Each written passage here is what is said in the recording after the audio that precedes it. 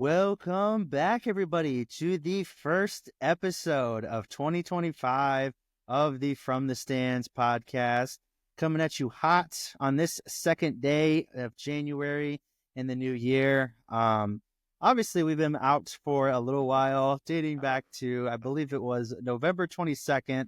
Kind of just a no show here the last month or so. And Fezzy boy, you want to tell us a little bit about what that was about? I know we've both been pretty busy, obviously, with the holidays and everything. I'm sure you guys understand, but especially Fezzy boy has been a little busy in his neck of the woods over there. Yeah, I owe the podcast an apology, and Sam. I already apologized while we were putting the doc together, but yeah, I got really busy, and as Sam let me know, December is kind of a bed for a lot of sports going on, especially NFL with the season rounding off. But anyways, we did miss a few things, which we'll try to get to in this pod. But yeah, I've been busy. I hit Thanksgiving, and then from there, it was just a whirlwind between family being in town, my wife having extra work, me having to work late, having to watch our son while she's working late, stuff like that. So I know that's not an excuse.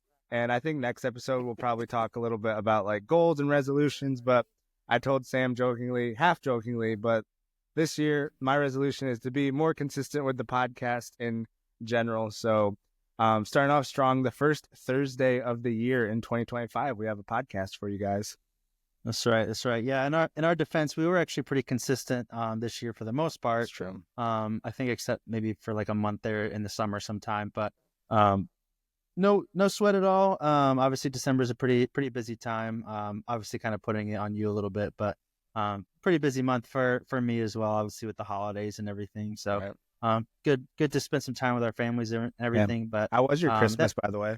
It was good, man. It's good. Yeah, we went up to PA. Joy flew up a couple days before that, just because I had to work an extra day. So I drove up with the doggy on Christmas Eve. So it was a nice Christmas in PA. So other than that, we're just kind of around here. We came back the Sunday after. So that's dope. Yeah, nothing too crazy or too notable, but it was a good time. What about you? Nice little Christmas vacay over there? Yeah, it was good. Other than the fact that this is part of the reason that we weren't able to do anything. A day before I was supposed to leave for vacation, we had planned out our vacation. And I found out from my boss that it wasn't paid. I had misunderstood him when I got hired.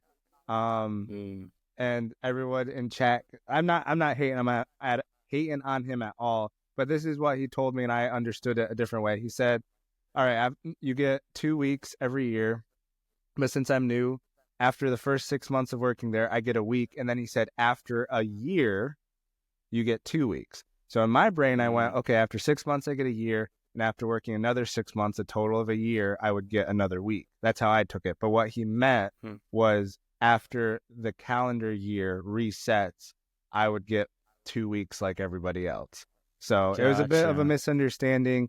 And because of that, he had me down to finish a job before I left. And so I had to scramble. We found a flight for Owen and Taylor.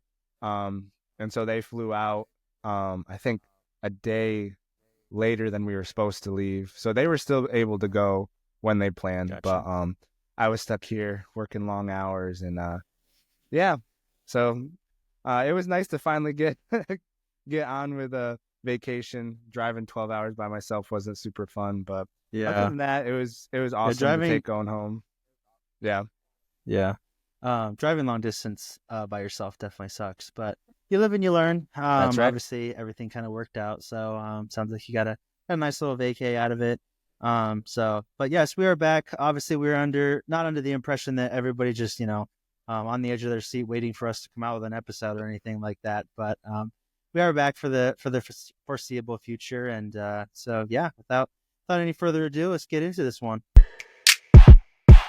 All right, as we say goodbye to 2024, we were left with a lot of great sports moments to think about. I thought about it a little bit. So we kind of picked, I wouldn't say this is my number one. There's a lot of great sports moments, but one of the great sports moments that I really enjoyed this year, and then Sammy Boy kind of had his. His is a little different. It's more of a time. It's a cop out. a cop out. More of a span of time than an actual event. But I'll start us off as we say goodbye to 2024. My big sports moment that captivated the nation and our hearts. NC State making the Final Four out of absolutely nowhere, dude. Like, I mean, I think it was like this crazy run of like they had to win 9 straight games starting back in the ACC tournament. Started with a unreal buzzer beater to keep that game alive, which they ended up winning. They beat Duke twice in that span. What was Big Boy's name? Burns, DJ Burns. DJ Burns. Yes, sir. He is immortalized in NCAA tournament history. But yeah, that's my big sports moment. I always love a good underdog story. Sammy boy, what will you remember from 2024? Yeah, like you said, mine's a little bit of a cop out, I guess, just because I couldn't think of just one particular moment. But I would say the whole summer was just a great sports moment. Just because, obviously, for those of you who aren't followers of soccer, well, this will mean nothing to you. But we had the Copa America, which is the continental tournament for North America and South America, and then basically right after that, or right before that, I can't remember which one came first, but we had the Euros, which is, I think, the second best competition after the World Cup. So that was obviously an epic time. And then we had the Olympics smushed in there as well, which is obviously really epic, despite a lot of controversy that came out of the Olympics. The Olympics are just a lot of really hype moments, and obviously some historic moments in there as well. So that was kind of my favorite. Just the whole summer was just an epic time for sports as well. And I guess on top of that, even though I'm obviously not a Chiefs fan, I'll say the Super Bowl as well, just because that whole game was nuts from start to finish. Just because I remember when the game ended and they were going to overtime, we had to leave because it was already so late. Which, by the way, we need to make the Monday after the Super Bowl a holiday. But anyway, fact. I was watching it in my car. I made Joy drive because I was like so locked in. I was like, dude, this is like history right here. So. But anyway, that's kind of my best sports moments. Not a Chiefs fan, but obviously the way that game kind of played out, you couldn't help but watch. So, yeah, that's kind of my favorite sports moments. Absolutely. Yeah, I mean, I wasn't a Chiefs fan either, but I always root for a good game. I think there was one Super Bowl that it was really bad for 2 reasons. The Patriots won, but also it was a horrible game. I think it was against the Rams, and it was like literally 6-3. They ended up winning or something stupid like that. Absolutely horrible game to watch. And then to top it all off, the Patriots won. But I digress. But yeah, we say goodbye to 2024 and move into 2025 with a lot of NFL action still left to play. We're kind of just going to hop into it. Big recap of everything and preview of everything that's going to happen this weekend. We're going to start off the top with the Bengals long shot to get in. Sammy boy, tell the people how the Bengals could potentially get in and save their season, even though they started what'd they start, like 2-4 or something like that? Dude, yeah, I think it was worse than that. I think wasn't it like 2 and I want to say 6 maybe. Yeah, 5 or 6. Yeah, it wasn't quite that bad. It was bad. They opened the season with a loss to the Patriots, so that's just telling you how bad it started out. That's when everybody thought that the Patriots were going to do really good. I remember Peter was like, "Oh, we got hope. We got hope." It's like, we could fight for a wild card. Yeah, was it Brissett that was playing at the time? They're like, "Oh, he's going to step up for it." I was like, maybe their defense might be good, but they're kind of like the Steelers. They always have a hard-nosed defense, but that's about it. Yeah. The Patriots then proceeded to not win another game for several months. But anyway, we're not here to talk about the Patriots. Nope. We're here to talk about the Bengals. They did start 1-4. Yeah. They always start sluggish. I feel like they're always coming off some kind of injuries or whatever that make them start slow. But they are obviously now 8-8. They need not a ton to happen, but they do need the Broncos to lose, and they would also need the Miami Dolphins to lose as well for them to sneak into that last wild card spot. They will be playing, I believe it is the Steelers, which is actually a pretty interesting matchup just because Steelers are coming off, I believe it's a 4-game losing streak. Yeah, nice little skid. I don't think you guys won in the month of December, which is kind of nuts after your really solid start to the season. So, not an easy game for the Bengals at all. The Steelers will definitely want to try to, make some, get some momentum going before they get into the playoffs. But even if they win, it's going to be really, really tough, I think, just because the the Broncos are going to be playing the Chiefs backups. And even though the the Broncos lost their last game, they're looking really solid overall. Just a really good season. I'm a big fan of Bo Nix, man. He's been coming on in his rookie season. So a big fan of him. Just like the way he carries himself and everything. But they would also need, even if the Broncos somehow lose to the Chiefs backups, they would also need the Dolphins to lose as well. And I believe the Dolphins are going to be playing. Is it the Patriots? Are they playing the Patriots? No, they're playing at the Jets. I'm sorry. So the Jets, they might be sitting a bunch of starters as well. That's kind of a side note, I guess, an absolute dumpster fire of a season for the New York Jets. We can kind of get into that a little bit. Obviously, a lot needs to happen for the Bengals to get in. But what do you say about the Jets? We don't have to spend too much time on it, but they were supposed to be stacked, at least on offense, at the beginning of the year, right? I mean, on paper, definitely. Like, they have Sauce Gardner, who's like a lockdown corner. Then they have blanking the young wide receiver they got right now, Garrett Wilson. They got Devontae Adams. They picked up midseason. They had Mike Williams. They had Mike Williams, who's on the Steelers now. Then they had Aaron Rodgers, who everyone expected to come in. You know, everyone kind of gave him a pass because of the Achilles last year. So the hype carried over to this year. Totally. Like, the expectations were so high and didn't even come close to them. Yeah, on paper, they're supposed to be really good. But quickly, I just want to get like instant reaction, not reaction, but instant, I guess, answer to this question. Do you think Aaron Rodgers is a starting quarterback next year? Yeah, if he doesn't retire. I think somebody will take him. I think the Jets, I don't know. I think I can see the Jets running it back with him maybe one more year.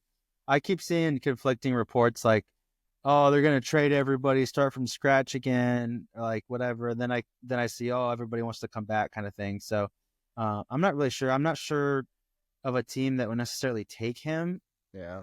Other than the Jets, just because I don't think there's a team in a situation like the Jets were when they got him, where they're just like, oh, they're a quarterback away. At least they thought they were. So I think he starts somewhere. I don't think he wants to go out on a 4-12 team or whatever. Maybe it doesn't get better for him from here, and he just puts up another stinker next year. But at least on offensively, I couldn't understand why they couldn't make it work there. I just don't know what happened. I know their defense was a lot worse than they expected to be this year, but pretty wild. Even after they got Devontae, there's a stretch there where Rodgers looked like his old self, kind of in the middle of the season. He had a good stretch of games, but they still couldn't put dubs together, and that's what matters. So. Yeah, I think we'll see him somewhere then next year. Yeah, I think it all fell apart when they fired their head coach because their defense was playing. Did not help. It was not like last year where their defense was playing like all world and was like keeping them in games, but their defense was still very competent. And then after they fired Saleh, it was like it just all went downhill from there. Woody Johnson was really scrambling. I think that was like part of it, but I think what made it worse is like who they put in there instead. That Ulbrich guy, I think he was in way over his skis and just didn't really know what was going on. For sure, man. Like, you go from defensive coordinator and then all of a sudden you're thrust into running the whole team. First time head coach, like their owner, and then the stories were coming out at the end of the season that their owner's 17-year-old son is telling them who to draft, who to go after. Saw that, based on Madden ratings. Like, you got to be kidding me. Like, that just tells you how poorly run this organization is. It just made me roll my eyes and laugh. Well, who did they not get because of that story? I can't remember who it was exactly. Is it Jerry Jeudy? It was Jerry Jeudy, wasn't it? Yes, it was. Yeah, it was Jerry Jeudy. That's insane. I mean, they got Devontae Adams. Yeah, he was just like, he's a 77 on Madden. Let's not get him. Like, wild, bruh. Like, let's freaking. But it did make me think about, this is kind of switching gears, but not totally. Do you remember that manager in League One that said that he used FIFA manager analytics to recruit? And I was just like, I mean, there's got to be something in that, but I don't think it's anything to base your entire organization on. But there was a guy that got a real coaching gig based on his football manager like skills. Like, he was like undefeated, crazy good at football manager, and he got hired somewhere. But anyway, that's side note. That's crazy. That's just the world. That's 2025. Also, I'm going on Crazy. tangents, but we kind of thought this is what it's going to be like. But do you Also, realize that we're in the year of like all these different movies back in the day, like saying like yeah, like, have you ever watched Pacific Rim, like the giant robots fighting the? yeah, That was set in 2025. nuts. I Like, saw a reel the other day that was I think it was the second Call of Duty, and on the back it was like a Nuketown 2025. yep, I was yep. like, bro, that's insane. What the heck? Yeah, we're getting old, getting old. Yeah. We kind of already talked about the Steelers losing streak. Don't need to dive deep into that, especially for my sake. You still want to start Um, Russ? I mean, I think, Fields is actually injured. He's been injured the past like 2 or 3 Oh, weeks. has he? Okay. Yeah, he was. I think last week he was actually quarterback 3, like emergency quarterback 3, if we needed to play him. So Who's I your think he's been backup dealing. then? Who is our backup? I don't even freaking Do you know. even know? Some It's all freaking good. no It sounds name. like you're kind of sticking with Russ anyway. Yeah, we're sticking with Russ. And I mean, I think he gives us the best chance at this point. We'll see He has how been playing a lot better than he did last year. That's for sure. that's for sure true. Kyle Allen is your third string. Kyle Allen. Who the frick is Kyle Allen, dog? I don't know. Went to Houston. No one knows. He went to bopping Houston around the league. Wow. Houston, yeah.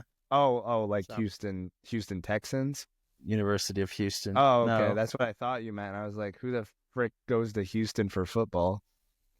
Anyway. Definitely undrafted. But anyways, he's going up against Joe Burrow, who some have in the MVP conversation, which switches us to our next point. Who's the MVP, Sam? Who we got? Dude, Who we got?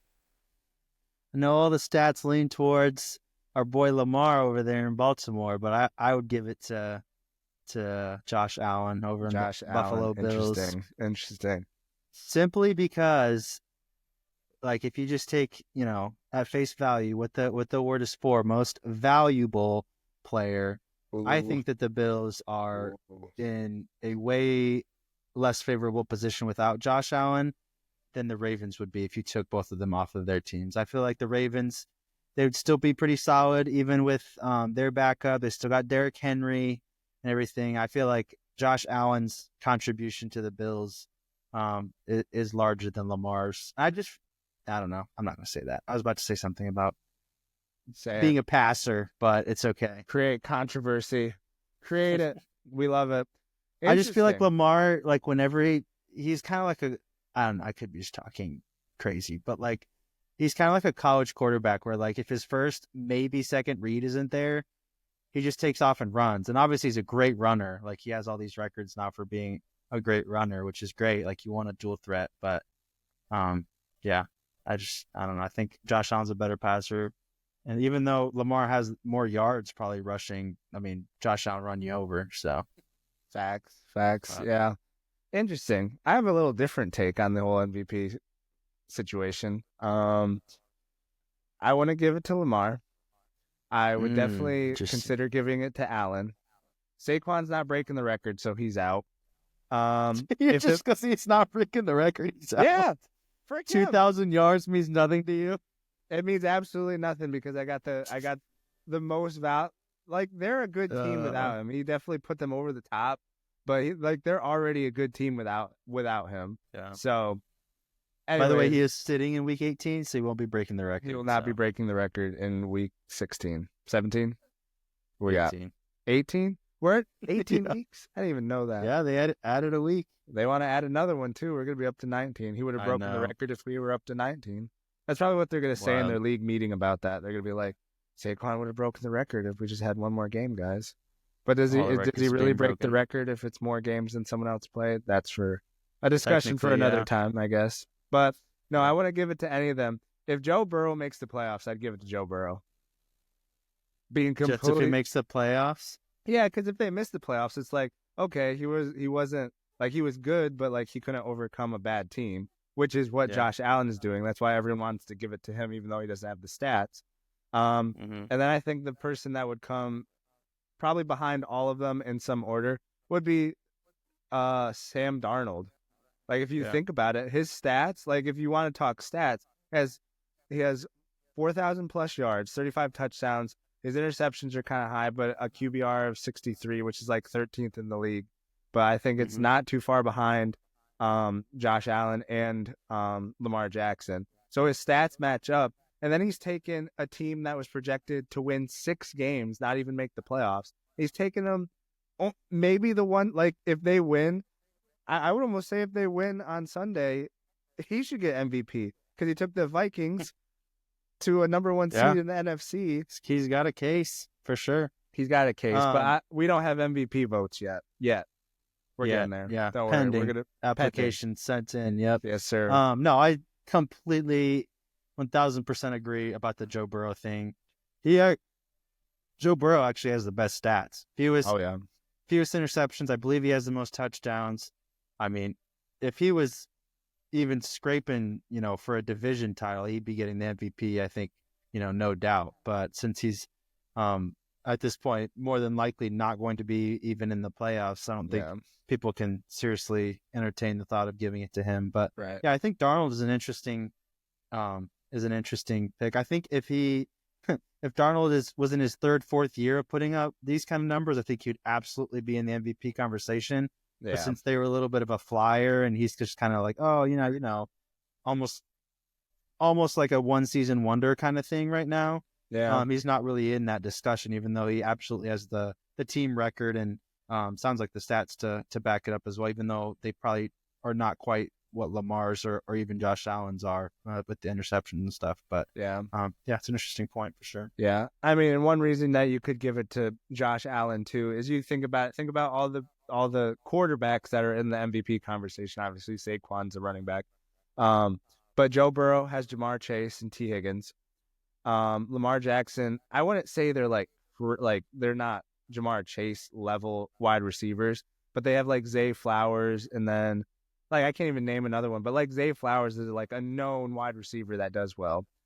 Who the frick other than was it Amari Cooper that Josh Allen picked up like midway? Yeah, they traded for him. Yeah, other than that, who's he throwing to? He's throwing to Keon Coleman, Mac Hollins. Yeah. Khalil Shakir or whatever. Yeah, exactly. And then solid receivers, but and then Sam Darnold has Addison and Jefferson. So 3 out of the 4 QBs you could give the MVP to who are doing well have notable wide receivers that aren't aged. So I mean, Josh Allen is doing a lot with very little. Yeah. Another thing, this is probably why I don't have or will never have an MVP vote. But I feel like Lamar, we keep giving him MVPs and he's the king of the regular season, but he consistently shows you that he just falls apart in the playoffs like he did last year. It's when are you going to show us that you're not just a regular season guy? We keep giving you all these regular season awards, but when are you going to actually do something in the playoffs? So I feel that kind of comes into it a little bit with the voter fatigue, at least for me, but we'll see. Because Josh Allen, if it wasn't for Patrick Mahomes, I feel like he'd have gone to at least a couple Super Bowls and maybe won one of them. His legacy would be insane right now. But yeah, I mean, you could say the same about Lamar Jackson last year. True, but Allen's been closer. Yeah, they keep running the Chiefs in the AFC Championship game. Yeah, how many AFC Championship games does Allen have? Appearances? To it, at least 2. He's lost to the Chiefs at least twice, and then the Chiefs beat him again in the divisional round before that. Right. So, and that I think when they lost in the divisional round, that was the year that they really could have gone to the Super Bowl if it wasn't for the Chiefs. So yeah, Tyler Bass had to shank that. Was that one, and then the overtime game where the Chiefs had 13 seconds to kick a field goal. That was a divisional round. I thought that was a championship. That was AFC Championship. Yep. He's been so close, man. That's what I'm saying. So close, so many times. Yeah, but it's really a toss up. When do they vote on it? Is it? Do they get to see some playoff runs? Once the season is done. Because everybody's up in arms right now about, after the season's done, that's when they vote instead of at the end of the playoffs, which is that's kind of wild. I think they should wait a few more weeks after that just to see how it kind of all pans out. But again, I don't have my MVP vote yet. Don't have that yet. Pending. It's coming. It's coming, guys. Right. But speaking of Sam Darnold, like I said, they play for the NFC number 1 seed against the Lions Sunday Night Football. People are saying this is probably in recent history or maybe even some like longer history in the past. But like one of the biggest stakes in a regular season game that we've had in quite some time. Because I mean, both teams really need it. Kind of like what you're saying, Vikings. They can beat everybody in the NFC playoffs, but like, do they really want to? And then the Lions are just so banged up. A bye would do them some good. So, I just wanted to get your take on who you think is going to win this game, and who do you think needs it more? Well, that twist you put on at the end was a little. Gotcha. I just think it's crazy that the NFL playoffs, like they could drop, with the division winners getting the top 4 seeds, they could drop from 1 to 5. Yeah. So you're going from home field advantage first seed to playing on the road throughout the playoffs, and I'm not getting that. But that's wild. I think Detroit's going to win this game. Just because they grind out dubs. I do have some opinions about what Detroit might do in the playoffs, but I do think that they win this game. Minnesota finally loses one of these. As far as who needs it more, I would probably say the Vikings, even though you made a good point about the Lions. With all their injuries, it would do them a lot of good to have that extra bye, just to be able to rest their guys, get them ready for a playoff push. But I just think the Vikings, I guess if they're not playing at home, I don't feel like the Vikings are that good, to be honest. I think they've beaten a lot of really vulnerable and 500 or below teams. So I think that they're going to be an early out no matter what. So I guess that's why it would be important for them to at least play at home in these games, because I think the Lions, even though they are banged up, that they're a better team overall and they're better geared for a playoff run. So, but we can kind of get into why I'm skeptical on the Vikings a little bit in a second. But I wanted to get your thoughts on this matchup as well. Yeah, I think it's going to be a great game. The last time they played, Lions beat them 31-29 on I think it was like a last second field goal. Definitely late field goal for sure. Lions were definitely healthier because that was week. Don't give me the weeks here. 1, 2, 3, 4, 5, 6. Week 6. So the Lions definitely did not have the injuries they were dealing with. I think it's going to be a great match. Where are they playing? Is it Lions, Detroit? I believe it's at Detroit. Yep. At Detroit, yeah. So, I mean, yeah, definitely a good game.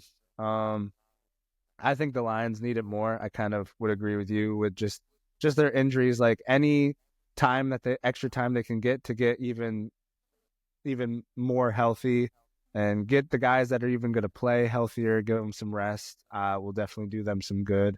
Everything will run through Detroit, which if they make it to the NFC Championship game will be like, I think someone was saying like the first time since like the 50s since that happened that they would be playing a home game in the NFC Championship game. Yeah, I mean, their offense is really good. Minnesota's a decently rounded team. Their defense isn't great or anything crazy, but I think the Lions need it.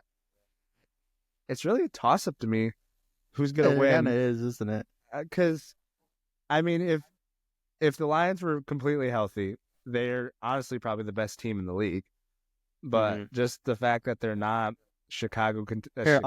I'll try to sway you a little bit to my side here. All right, convince me. Since the Vikings lost 2 games in a row to the Lions and the Rams mid-season, these are their wins since then. Colts, Jags, Titans, Bears, Cardinals, Falcons, Bears again, Seahawks, and then Packers last week. The only good dub in there, in my opinion, is the Packers last week. Okay, I see what you're saying. Every single team, dude, is under 500, except for the Falcons. Is the only team that is not, and they're at 500. Yeah. And the Seahawks, I guess, they're one game above. So I see what you're saying. I see what you're saying. Who have the Lions beat? Let's look at this. The Lions. Let's pull up the Lions here real quick. The Lions, they have a little bit better of a schedule. They've beaten the Texans, the Packers. They've beaten the Vikings, like you said earlier. Destroyed my Cowboys, but we're not good. So beat the Rams in week 1. Okay. Lost to the Bills, won against the 49ers last week. So not, a ton better, but, but their losses are putting up good huge teams. numbers. Yeah. Their losses are against the Bucks week 2 and the Bills by 6 in a shootout, 48-42. So I think if they played the Bucks healthy, but later in the season, like, I mean, they would beat put up 20 points on the Bucks. Like, if they played them in week like 13, they would have put up like 45 and kept them to 16 if they were healthy. Yeah, and they're scoring like crazy. 42 Seahawks, 47 Cowboys, 52 Titans, 52 Jags, 48 Bills, or 42, I'm sorry. They still lost, but so. Which is crazy, but neither team had a defense, so. Yeah. They got down early. I don't know, man. I mean, yeah, I guess I would say you're persuading me to lean Detroit, but that's why I don't really think that the Vikings could surprise me, but I just don't think that they're as battle tested as some of those other teams. That's why I think they're destined for a quick out in the playoffs. Interesting. Sorry, Jared. I know he's our boy, but I'm not a believer, man. The curse lives on.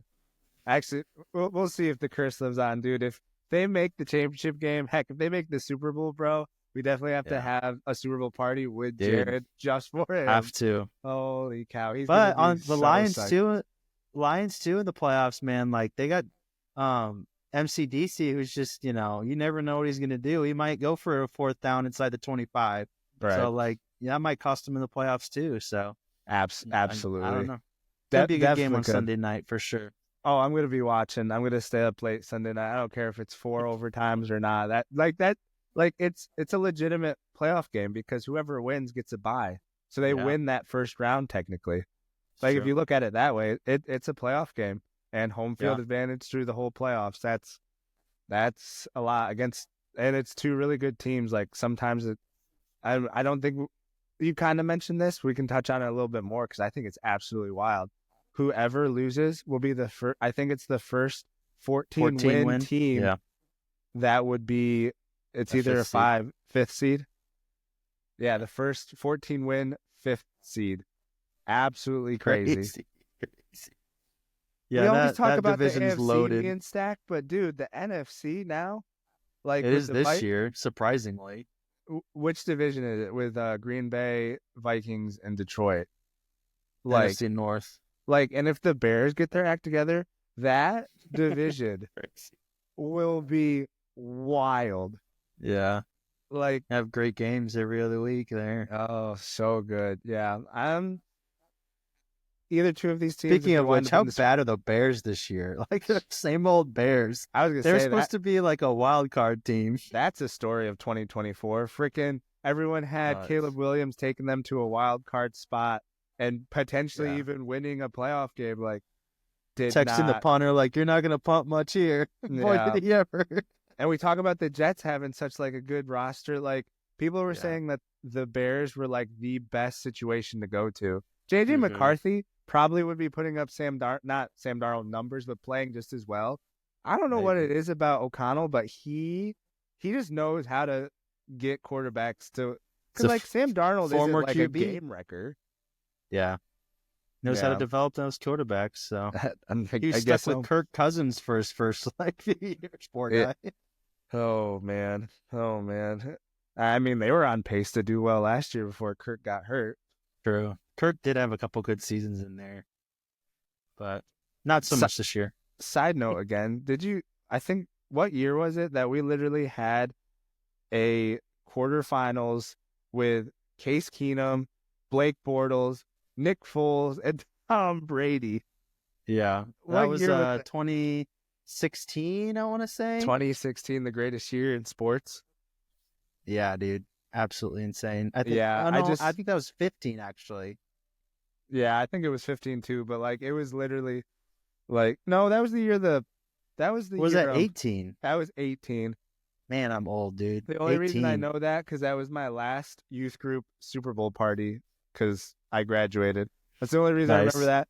And it was 18 because the Patriots won that year, I think, right? No, the Eagles won with Nick Foles because he wasn't even the starter. That was Carson Wentz MVP year before he got hurt.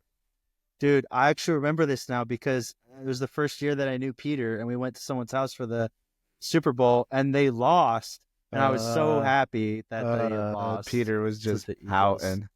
Just power. You guys were freshmen, right? Freshies? Freshmen, dude. Yeah. Holy cow. I'd known him for less than 6 months at that point.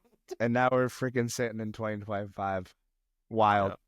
We both own houses and we're both married. It's freaking crazy. Holy cow. Wild. All right, moving on with the NFL. This is a bit of a longer segment, guys, just because there's like a lot to go through. And again, my apologies for not getting to the podcast for this, but we kind of touched on it again. Saquon sitting out. How do you feel about this, Sam? I was hoping that he would go for the record, but sadly, he will not be making it. Yeah, obviously deep down makes my heart happy that a Philadelphia Eagle will not have the record. So that's worth something. But I kind of wish that he would have gone for it just because I saw this stat a little bit earlier. But since the NFL, since like the 20s, since the NFL started, there's only been 3 guys that have held the rushing record. I think it's I forget the first one, but it's O.J. Simpson and then Eric Dickerson who have had it. So it would have been a cool record to break for sure. But I guess I'm not surprised. I saw him mic'd up a little bit earlier in the season, and I think Saquon had an opportunity to rush for his most yards that he's ever rushed in his career in one single game.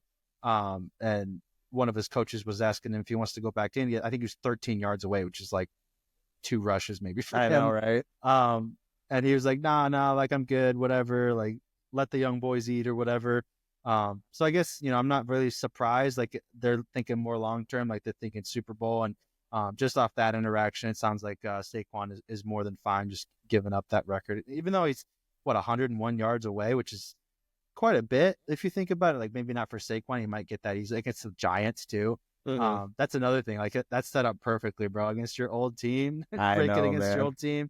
But yeah, I guess not surprised, like I said, but it would have been cool to see him break it for sure. Yeah. And on top of that, like with the whole Hard Knocks thing, the Giants talking about like, yeah, we're just going to get rid of him. He's not even worth keeping basically. And then one of the owners or GMs or whatever basically say, yeah, if he goes to Philadelphia, I won't sleep well. Well, that's the owner, bro. Like the owner of the whole organization. Yeah, no one is sleeping well now that he's with Philadelphia because they have a legitimate shot to win the Super Bowl as well, as long as they 100%. As long as they keep their team drama to a minimum. Like that's the only thing that would take them down. I mean, their passing game's not all that strong, but I mean, Saquon's out of this world. So like AJ Brown tried to blow it up a couple weeks ago, but yeah, that was on good terms. I guess so. They just threw him the ball against a really bad team, and they were just like, "Is that what you wanted to see? Is that what you guys wanted to see?" Yeah, crazy. I can't believe the GM still has a job there. It's the same dude over there too. That clip will live on forever, especially bro. I wanted him to get that record against the Giants so bad. If I was the owner and I told my GM that, like, I won't be able to sleep if he goes to Philly, the second he signs the contract in Philly, I'd be firing that GM, bro. Gone. Absolutely, like, no ifs, ands, or buts about, like, gone. But he's still there. He's still there a season later. And he's still screwing stuff up for them. Now they're winning games against the freaking Colts.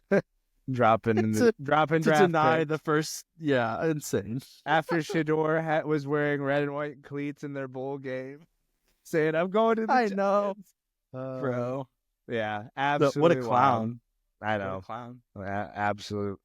Those New York teams, other than the Bills, man, they just shambles. Stay out of the city, man. That's all you got to do. might as well. All right, last thing. In the NFL topic, Purdy paid potentially. I don't know anything about this. This is all you. I know they were talking about. A lot of people are talking about what kind of contract he should get, but yeah, I guess I just threw this in there just because I wanted to see kind of what your opinion was about it. A lot of people, obviously, his contract is up at the end of the year, rookie contract.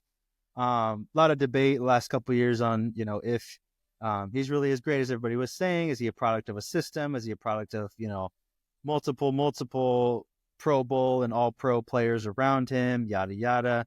So I guess I just wanted to pose the question and kind of debate a little bit, I guess, if you would pay Purdy, and if so, how much money would you give him? Would you re-sign him? I guess kind of wanted to get your take on that, and I'll kind of give mine afterwards as well. I would re-sign him, but for not the money that he's probably going to be looking for. Yeah, is he? I thought he had one more year on his contract. No, I think it's up. It's up. Okay, that's interesting. I don't think they'll let him walk. They'll let him walk if he doesn't take what they're offering, which I think after this season he really needs to prove himself.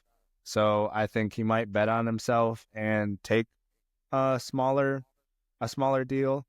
But I don't know. Like, I always think these guys that are like decent dudes that you would think don't care about the money would take smaller contracts, but then you got the likes of Kirk Cousins, who, he's a solid dude, but he's just out there robbing franchises of Dude, homie everything. has gotten paid his career, dude. So, I mean, they're about to release him and take all that dead money because most of his I think it was like $100 million that was like guaranteed in that contract or more. Right.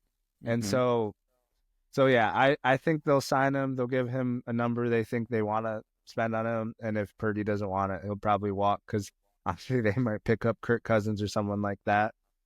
So yeah. My opinion on it, if I were the Niners, I would probably re-sign him, but to consider, like, I'm not resetting the market with him. I'm not giving him $50 million or whatever these big time quarterbacks are getting. I'm getting him 35, 40, maybe 45 million.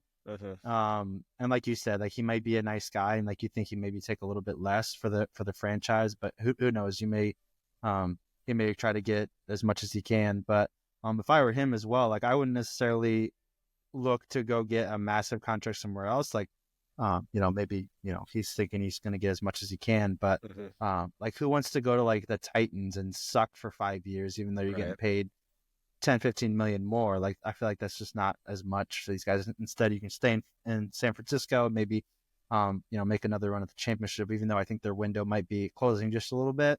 Because if they do pay the quarterback, then they got to, forklift some other guys out of there. So we'll see. If I was the Niners, well, I'd look really long and hard at, not resigning him, even though obviously he's done a lot for them. And just, because you've proven that with your system and with the guys you have on the roster right now, you can kind of plug in whoever you want in there. Like when Purdy got hurt last year, Sam Darnold came in. Granted, Sam Darnold's turning out to be a little bit of a better quarterback than everybody thought he was going to be, but you can kind of plug in whoever into that offense. And it kind of is able to do really well, kind of no matter who you put in there. So I would think about that as well if I was the 49ers, but it'll be interesting to see what they do for sure. I still don't think he settles for anything less than $40 million if they do resign him. So it'll be interesting to see what they do from there. And I think, honestly, this is a little bit of a, kind of a prove it year as far as Purdy's concerned. What I was saying last year is I wasn't as much of a believer as a lot of people were saying that he is, just because, he's kind of a product of a lot of really, really good players around him. I think he's proved that a little bit this year, just with the amount of injuries that the 49ers have had, and him not being able to really like elevate them, at least to be in the hunt in the last couple of weeks here. But we'll see kind of what happens with that. But just kind of interesting topic, I guess. Wanted to throw that in there. Yeah, definitely. And I think he also has to think about like what's the best fit for him. Like, I don't know what he's thinking, because like at this point we all know it's definitely Kyle Shanahan and the players that he has around him. So like, are you going to go to a worse situation and maybe even look worse there? Take the money, stay with San Francisco, and they already know that if they have all their players back, if they're healthy, that's the biggest thing, is they just weren't healthy this year. Brock Purdy can Niners get on them decline. I think so, because everyone's getting old. Getting old. I mean, Debo gets banged up all the time. He's getting old. McCaffrey's old, and he's never healthy. Kittle's not young anymore. He's pretty durable, but Trent's even old. that, always dealing with stuff. So Trent Williams is old. Trent Williams is hurt. He got hurt like a couple weeks ago too, early. Right? He's out. Well, I think it was a little bit early in the season, but yeah. Yeah. So it's just, I don't know. It's interesting for sure. He's a guy that I'm rooting for. Definitely good dude. Mr. Irrelevant, took him to a Super Bowl, couldn't get him past. I mean, overtime against the GOAT at the moment. So, couldn't get him to glory this year, but definitely rooting for him, and interesting to see how the offseason shakes out with them not being in the playoffs. All right, we're going to switch gears here to college football. College football playoffs are in full swing. We're going to highlight, these were the semis, right? Quarters. All right. I always get semis and quarters mixed up. Semis are right before, quarters are right before the semis, right? Yeah. Am I right? Yeah. I don't know. My brain thinks quarterfinals, 4 teams left. That's how my brain always thinks of it. But quarterfinals means there's 4 games, right? Is that how it works? Yeah. Because it would be 4 games, 2 on each side. Yep, that's correct. That's my brain for you. We're gonna start off with the most electric game that happened yesterday. This game was probably one of the best games of football I've personally ever watched. We had Texas ASU.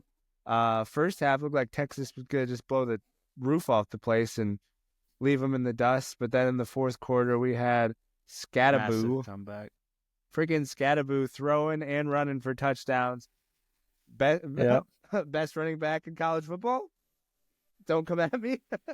I mean, he's up there, man. He's up there. You watched this game. What did you think about it? And obviously, we have Texas moving on to play Ohio State, and we'll talk about Oregon and Ohio State in a little bit. But what did you think of this game, and what did you think of Texas and how they played?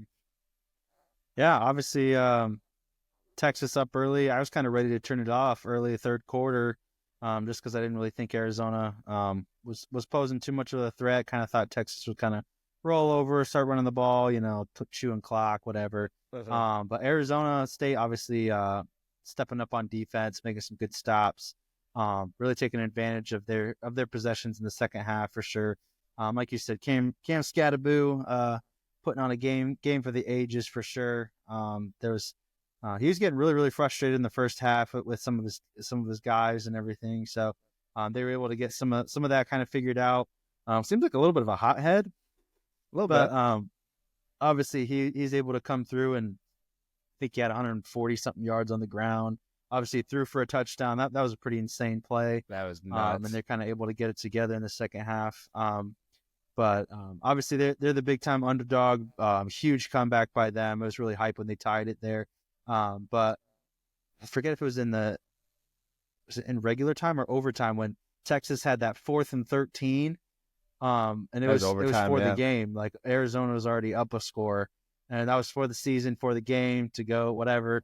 And Quinn Ewers throw the touchdown there instead of even just getting the first down. Like he went all the way to the end, so that was a huge play. It's huge, man. Quinn Ewers, I feel like he's been kind of up and down the last few games Texas has had, but that took poise, man. That was massive. And then obviously they're able to get ahead and get the 2-point, and then just really unfortunate way to end with the interception. Like I hate when games kind of end that way, obviously unless it's my team, but I would just love to see like right to the end. But obviously a huge play by that Texas defensive back Makuba, I believe it was. So just like you said, like just massive, one of the best games I've probably seen in a really, really long time. Back and forth, big comeback, underdogs, everything. But I would have loved to see ASU win. That would kind of been the cherry on top of everything. But Texas, man, moving on. Texas is solid, even though they kind of blew a big lead in the second half. But they're looking good. Yeah, absolutely. I've always liked Texas, but I always root for an underdog. I would have loved to see Arizona State win. Again, the game was just really good to watch. Everybody writing them off. They were. No one had them. I mean, they obviously lost the game, but I don't think anyone even had them getting this close. I mean, up to this point, a lot of the games have just been like blowouts, to be completely honest. Preseason, they were predicted to be last in the Big 12. That's crazy. That's insane. That's crazy. Yeah. Yep. But Texas moves on to play Ohio State, who had no trouble with number 1 Oregon. No trouble. Destroyed them. 41-21. The highlight of the game was Jeremiah Smith, just 7 receptions, 187 yards, 2 TDs, just going off. And it wasn't even close. I really thought that Ohio State was going to win just because it's really hard to beat a team twice in college. And especially the way that the Ohio State Oregon game ended in the regular season with that crazy slide by the Ohio State quarterback that kind of had him driving there at the end when losing by just a couple points. I really thought they were going to handle business and take care of Oregon, but man, I wasn't expecting 34-0 at one point, I think at halftime. And then they only scored one touchdown in the second half, but they didn't need to do anything else really. Just kind of, mailed it in. So solid win by them for sure. Yeah, they're absolutely rolling too. I feel like that Michigan game kind of woke them up, even though they lost it. Oh, for sure, definitely. And next, in the quarters. Oh my goodness, I can't get this right. Quarters. Next in the quarters, we had Penn State, Boise State. This game wasn't really close either.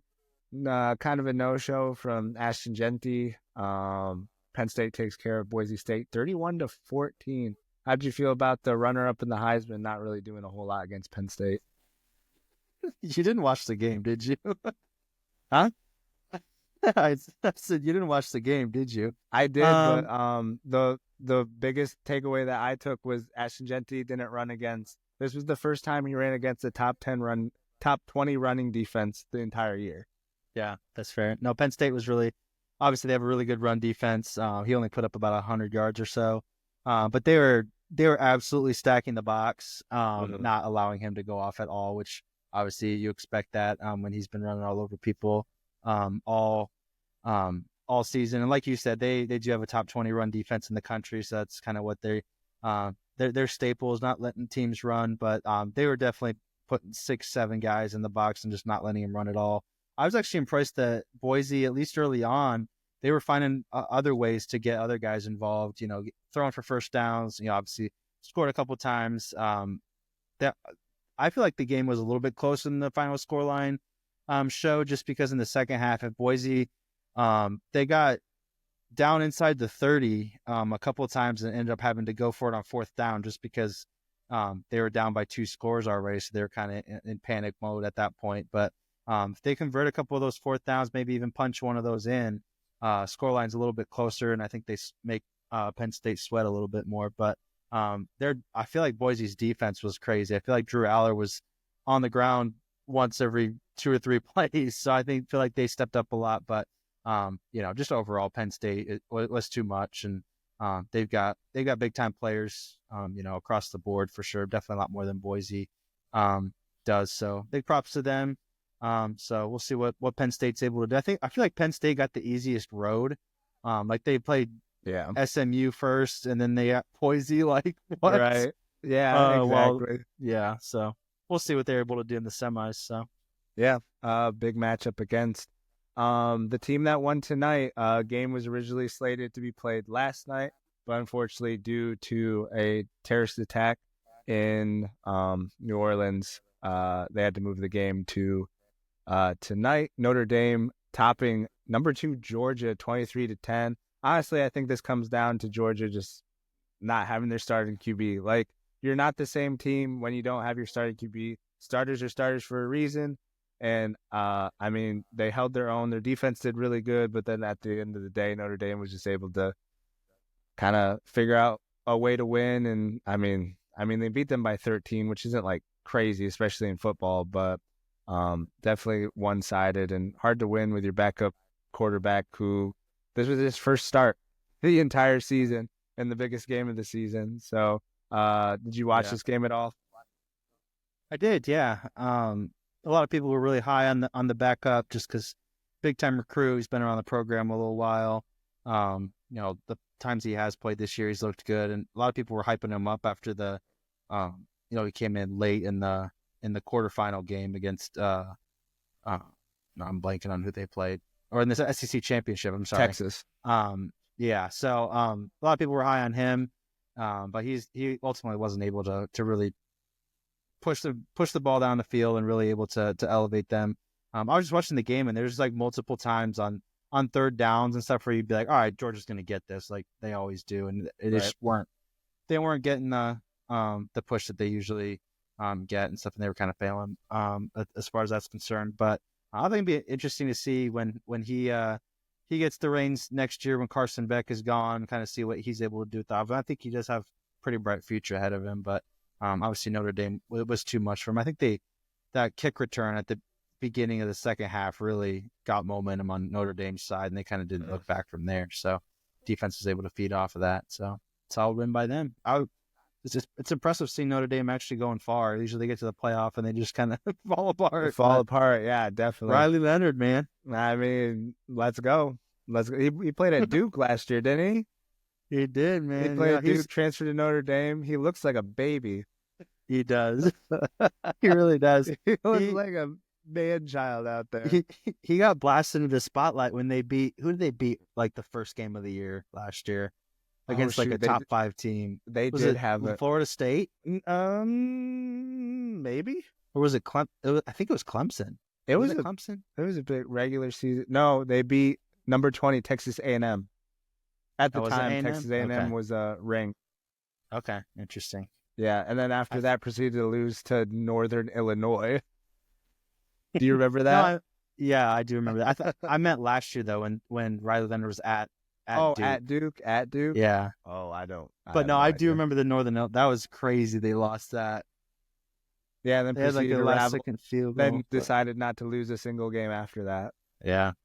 I mean, that'd be crazy if they won, man. Granted, their schedule. I'm looking at their schedule. It wasn't very.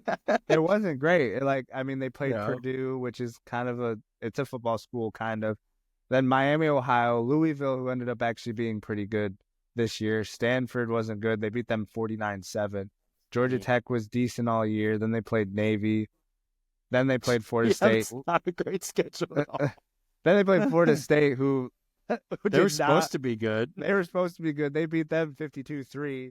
Virginia is a basketball school. Played Army, beat them by a lot, and then played USC, which that was actually a close game. But yeah, their schedule wasn't good. But I mean, you only play who's in front of you, and they've beaten everybody in front of them except for Northern Illinois.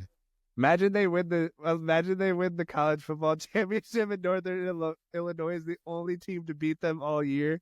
That'd be insane. Northern Illinois boys would be like, "Give us the title." That's right. Only team to beat the champ. It's ours. Oh my gosh, that's funny.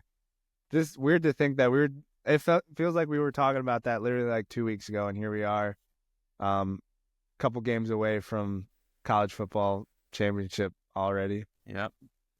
But yeah, that's just kind of our spiel of everything that's going on to start. It's about an hour of football talk there. About an hour of football. So Micah, Jesse, everybody who listens for the football, shout out Jesse. I learned that he's a faithful listener. I have a friend, Jesse Infante, who we were pretty cracked at Apex back in the day during lockdown. I think we made it to the top 10% of players in the world. Jamie, him, and I. So wow, that's little claim to fame there. But Jesse said that he listens. Should have been a streamer instead of podcaster. I tried. Did you really? I wasn't that good. That's funny. No. But Jesse listens to. He told me he only listens to the football part of it. So there's a hefty segment for all the football lovers there. But I feel like most people do that. Oh, definitely. I mean, it's the biggest sport in our country. No one cares about soccer. Yeah, but we do. That's why we talk about it. But that's going to do it for the football segment of this podcast. Hopping over the pond as we usually do around this time in the podcast when everybody starts switching it off because it's soccer. But we do this just for us. So yes, sir. Premier League in the last month or so has gotten pretty interesting. I guess we can just talk about Chelsea right off the bat. Chelsea put in a really, really strong start to the season. First few months here, they were riding high. It kind of solidified themselves into that second position. For those of you who aren't aware, Liverpool are not running away with it yet, but they do look like they're going to probably win this year. Only one loss in the first about 17 games or so here, 45 points, 6-point advantage over the second place team. With a game in hand as well. So they're looking very, very good. But let's talk about Chelsea here for a little bit. Like I said, solidified in that second spot up until basically the last month or so. Fezzy boy, what's going on with their results recently? You've lost recently to the likes of Ipswich, who are definitely going to get relegated this year. Lost to Fulham, who are a solid mid-table side, but nothing more. What say you about this little mini collapse here to the old Blues? Certainly we can't win. We can't lose 3 in a row, right? Certainly. No, That's what Man City said. I think it's finally showing why our coach told us why we're not contenders, because he didn't want us to fully collapse after losing 2 games. I mean, there's still a chance we might, but yeah, I don't know. We were playing so well against some like decent opponents, and then like you said, Fulham's mid-table at best, but they're a decent squad. They're someone you don't want to find yourself playing when you're in a title push. But then Ipswich, bro, like I think we might be their second win of the entire season or something like that. I don't even know. You'd have to fact check me on that, but I think it just shows our lack of maturity. Fulham, I mean, I'm kind of just reiterating, but like that's a game you could lose, potentially could lose. Any They're side tricky away team. Definitely tricky, but Ipswich is just like, that was definitely just, we turned off, mental lapse, defense wasn't there. Like, but to lose 2-0, not even score a goal against Ipswich. That's pretty bad. Yeah, I mean, Ed Sheeran's freaking happy, but frick him. Like, is he an Ipswich fan? He's a part owner in the team. I did not know that. Yeah, Ed Sheeran. That's his. I think it's like his boyhood club that he grew up rooting for or whatever. Which, side note, absolutely love about the English like pyramid and all that. Like, you have like legitimate hometown teams that you can root for, and like Ipswich could mosey their way on up to the Premier League, and then you're beating Chelsea at your tiny little stadium, and you get to go to your boyhood club stadium and watch them beat. Like, that's just so cool. Right. We have nothing like that here. We have like the freaking U.S. Open Cup, and that's about it. Yeah, that no one takes seriously. Yeah. Well, what was that team last year that got promoted but literally had to like upgrade their stadium before playing in the Prem? Oh shoot, who was that? It was like an orange and white team. Yeah, I know what you're talking about. I mean, they got relegated real quick. Yeah, they didn't do well at all. They did not last room. They had a No, it wasn't Bradford. No, Brentford. That's one thing though. Brentford, I've loved how they've stayed in the Premier League ever since they got promoted. Like, just super well run, and just like always kind of mid-table, never really. Oh, it was Luton town. Freaking Luton town, dude. Ipswich and Luton.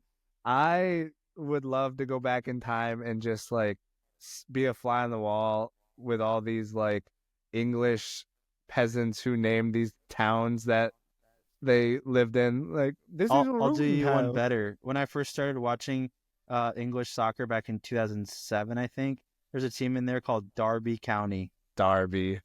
Yeah, dude. I love it. Just an FYI, Luton is now 20th in the championship.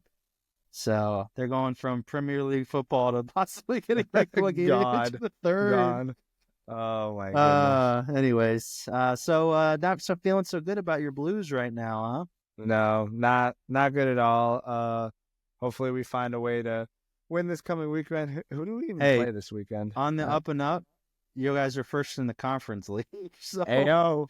Dude, you guys, every time I check in on that league, like, it's just you guys destroying village teams by like 6 or 7 goals. But we can't beat Ipswich. Chelsea, they have no business being in that conference. Absolutely not.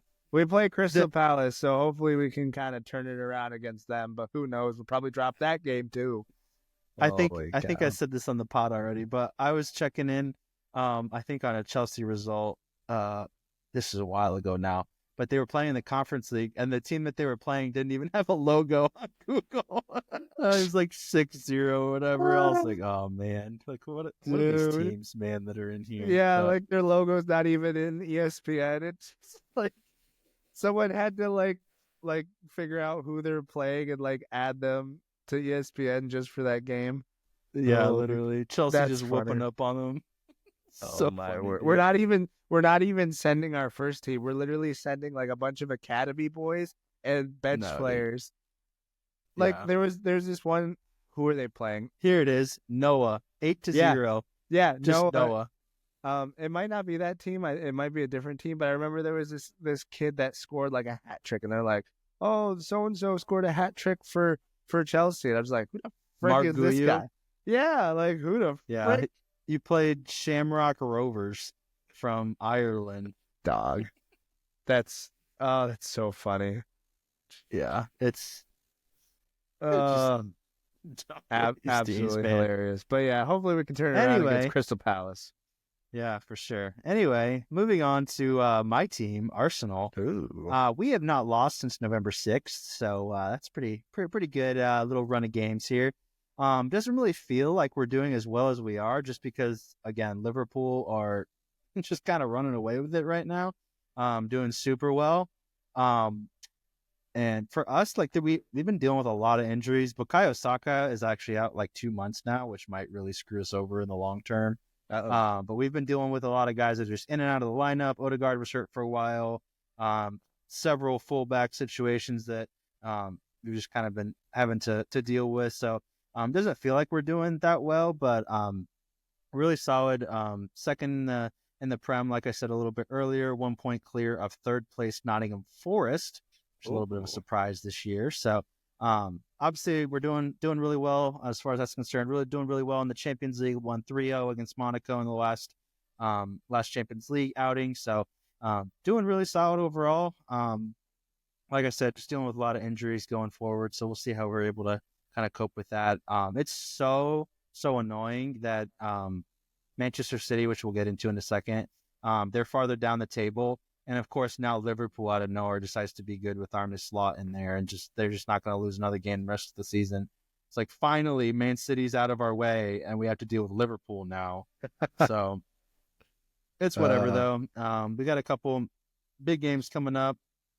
We have Newcastle actually in the semifinals of the Carabao Cup coming up. Crazy. In a couple of weeks. Man United after that, Tottenham after that. So we have a good stretch of games here that'll probably give us a good run for our money, see kind of where we're at and everything. But one good thing though is we're given some youngsters some good playing time. Ethan Nwaneri and Miles Lewis Skelly. Nobody knows their names yet, but they're academy boys that are really high on everyone's radars over at Arsenal. So hopefully they're able to get some good minutes with some guys out, and we're getting dubs. So that's all I can really ask for. So, yeah, with that being said, we'll kind of move over to the Manchester area of England and talk about their two clubs that are both in shambles right now. We'll start off with Man City just because they're kind of the surprise of the dumpster fire of the two. Manchester City, basically, while we were out, went on a 15-game winless streak. I think there was one game actually in there that they won. But they had at one point they had lost 5 in a row. I believe they were winless in about 14 or 15 games, not including the 3-0 win at Nottingham Forest at the beginning of December. So just absolutely out of nowhere, Man City just being really, really bad. Obviously they've dealt with a lot of injuries. Biggest one probably was Rodri in the middle of the park. They're obviously the engine to that team, but obviously struggling in other areas as well. Even so, I don't think they should be losing to Bournemouth and Brighton and 4-0 to Tottenham and losing to Manchester United 2-1, which that was a crazy game. I'm not sure if you watched that or not, but that was absolutely wild. So even so, they're still doing all right. They're in 7th right now, or 6th, I'm sorry. 6th right now, just outside of the European spots. They're after a good win against Leicester City earlier this week. What say you about the old Manchester City and absolutely falling apart here mid-season? I love to see it. I think they should get relegated after their FFP charges go through. But yeah, what do you say about the old Man City? Oil money club. I saw a meme the other day where it was like, charges dropped by Premier League because Man City's just going to relegate themselves at this point. And I was like, dude, that's so funny. I mean, it's weird to me because they still have good players. I jokingly have this take that, I mean, Pep is tanking to show that Rodri is actually important and deserves the Ballon d'Or. But dude. Wild take from me, but that's funny. That's obviously not what's happening. You always want to win games. I don't know. It's just weird. They got Haaland who's not doing well. Grealish hasn't scored in like so long. De Bruyne, hot take, Haaland needs a lot of help to score goals. Like, goodness, absolutely. dude. Or he just needs to be in the freaking Bundesliga, or where did he come before that? Was it Turkey? No, it wasn't Turkish. It was he was with Red Austria. Bull Austria. Yeah, the Austrian Bundesliga. Salzburg. Yep. Yeah, I don't know. Is De Bruyne hurt? I don't.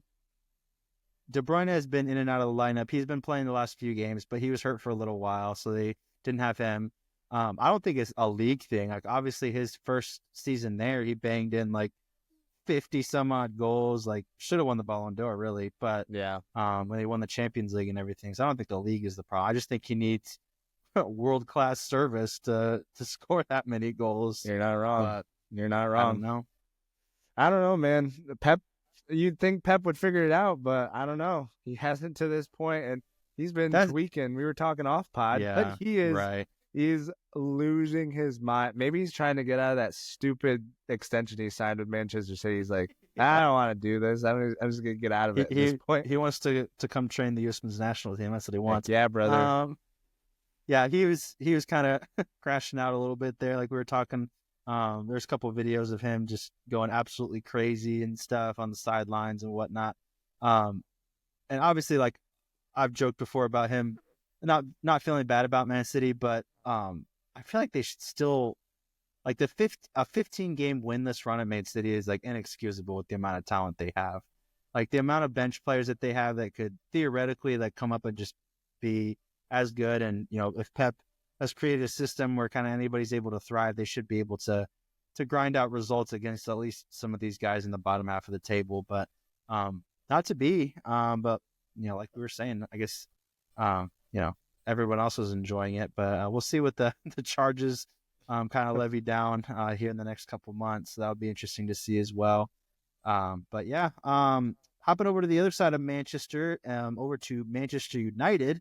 They got a hotshot new manager back in, I believe it was the beginning of December as well, but hasn't really done too much for them since the beginning of December. They won against Man City, which was really impressive. Basically, I think is it impressive? Ruben Amorim.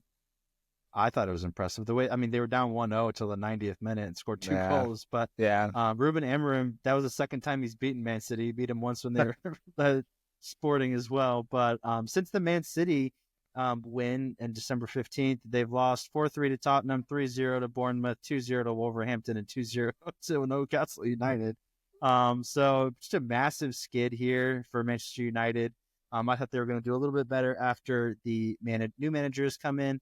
I actually saw something a little bit earlier that Ruben Amorim hasn't been starting Marcus Rashford at all. He's benched some other starters as well, just because he thinks that their attitude or behavior isn't really up to snuff for the United. I respect that a lot.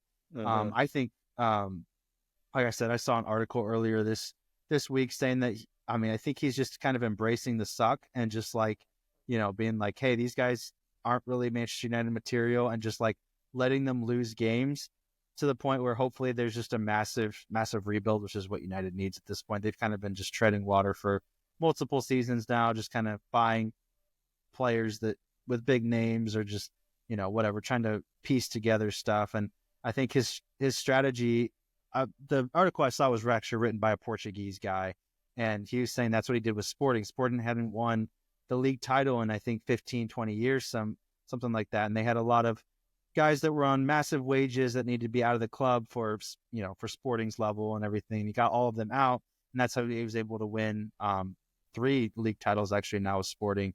And maybe that's what he's doing with United as well, just kind of implementing his play style, saying these guys need to go off the books, get my guys in here.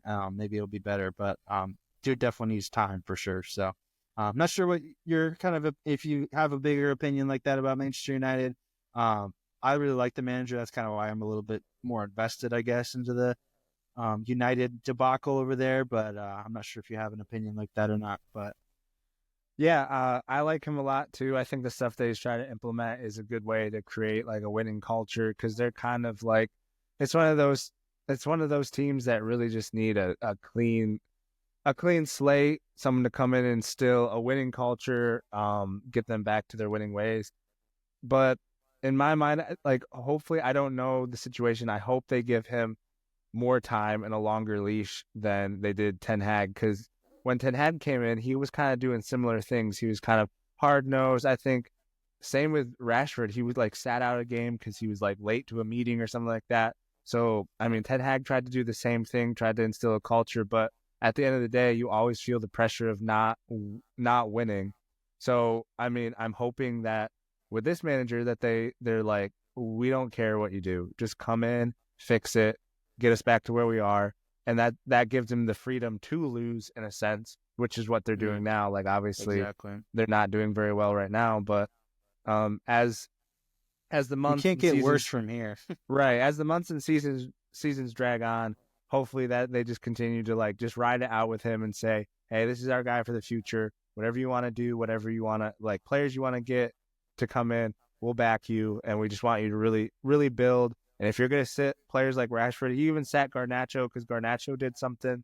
It was never specific what he was sitting him for, but if they're just going to, like, as long as they allow him to be hard-nosed until and then the wins will come, I think they have a chance for success. But, like, if it's like a few months and then they're like, hey, why aren't we winning? And then he has to kind of like ditch all these things that he's doing to change the club just in order to try to win. I think he's not going to last much longer than Ten Hag did, if that's the case. Yeah.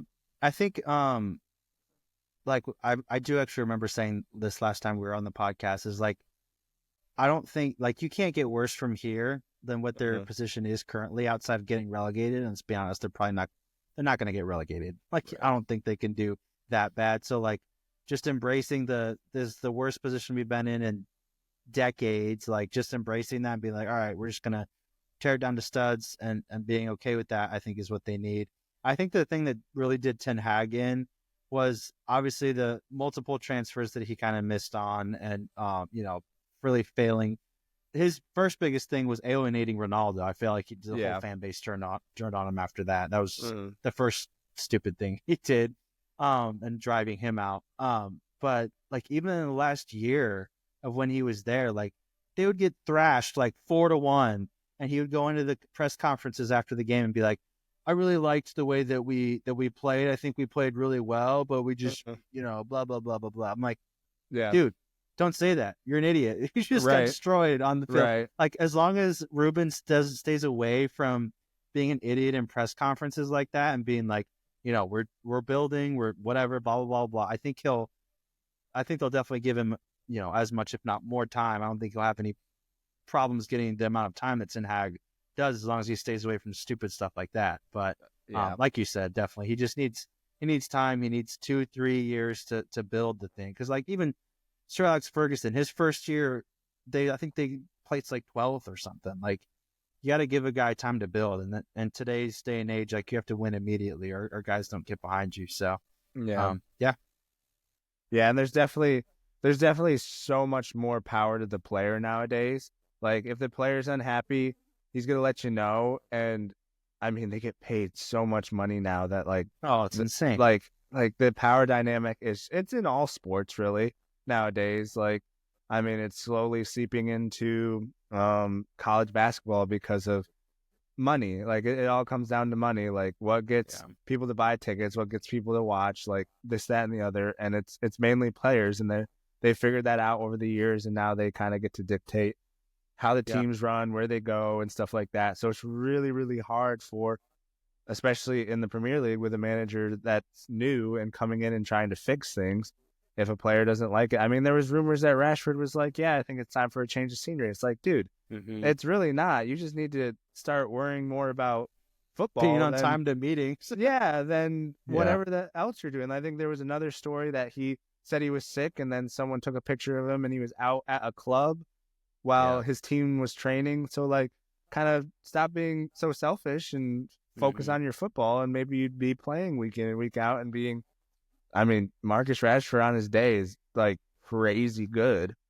Yeah. So I don't know. I struggle so hard with that stuff, man. Like, these guys don't, like, obviously they did when they were kids, but like these guys don't realize how good they have it. Obviously, I know it's a cliche thing, but like it's like you can't show up on time to soccer practice. I know, bro. I'd be there. Like, I don't know, man. Like, how do you lose the love? Like, I totally get what you're saying. Like, I mean, I can't say what I would actually do because, right. I mean, neither one of us are professional players, but like, just sitting here now and being like, dude, like, even if I was playing like on a no-name team in a top 5 league in Europe, like the appreciation I would have just for like what, like less than 1% of the world gets to do this, and I'm one you're of those. Playing like you're playing a game. You're playing a schoolboy game that you played with your friends growing up for millions and millions of dollars.